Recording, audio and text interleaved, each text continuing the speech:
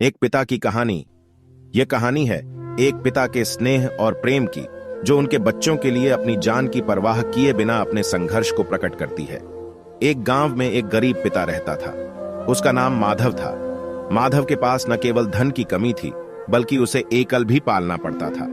फिर भी उसने कभी अपनी यात्रा में हार नहीं मानी और अपने परिवार के लिए निर्धारित गतिरोध को पार करने के लिए हमेशा तत्पर रहा। माधव के 2 बच्चे थे, राजू और सीता। वे उनके जीवन की प्रसन्नता और संतोष थे। माधव अपने बच्चों की पढ़ाई के लिए सब कुछ करना चाहता था, लेकिन उसके पास इतने संसाधन नहीं थे। फिर भी वह निरंतर परिश्रम करता और उन्हें अच्छी शिक्षा प्रदान करने की कोशिश करता था। माधव रोजगार के लिए अपने गांव से दूर जाता और दिन भर मेहनत करता। उसकी शक्ति, संघर्ष और समर्पण उसे अपने लक्ष्यों की ओर आगे बढ़ने में सहायता करती थी। वह नहीं चाहता था कि उसके बच्चे भी उसी कठिनाइयों से गुजरें जिन्हें वह जीवन में झेल रहा था। समय बीतते हुए राजू और सीता मेहनत करते रहे और अच्छे अंक प्राप्त करने में सफल रहे। उनकी मेहनत और परिश्रम ने उन्हें उच्चतम शिक्षा संस्थानों में प्रवेश दिलाया।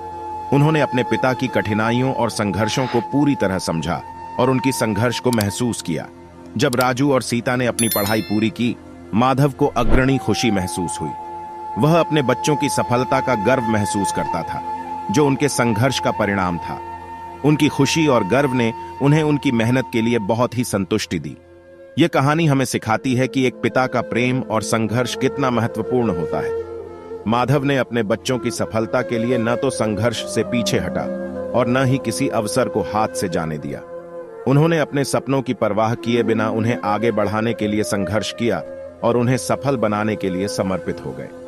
इस कहानी से हमें यह संदेश मिलता है कि पिता की प्रेम और संघर्ष की ताकत को कोई भी चुनौती पार कर सकती है और सपनों को प्राप्त करने में सहायता कर सकती है।